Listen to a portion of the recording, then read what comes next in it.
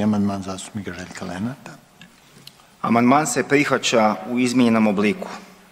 Amandman se prihvaća u izmijenjenom obliku tako da isti glasi: sukladno članku 38. Zakona o proračunu u prijedlogu Državnog proračuna Republike Hrvatske za 2022. godinu i projekcijama za 2023. i 2024. godinu u posebnom dijelu u okviru razdjela 055 Ministarstvo kulture i medija aktivnost programi Hrvatske knjižnice za slijepe, izvor financiranja 11 opći prihodi i primici, podskupina računa 323 rashodi za usluge povećavaju se u 2022. godini za 60.000 kuna tako da iznosi 87.704 kune i podskupina računa 412 nematerijalna imovina povećava se u 2022. godini za 40.000 kuna tako da iznosi 89.050 kuna.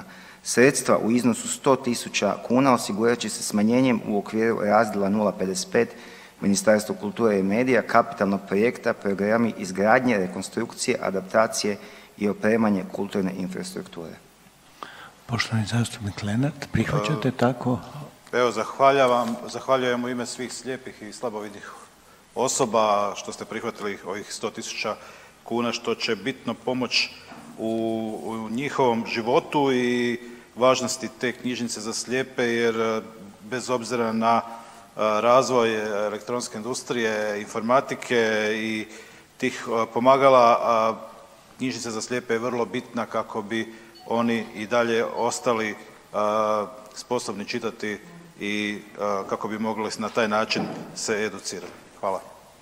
Dakle, tako izmijenjeni amandman postaje dio proračuna.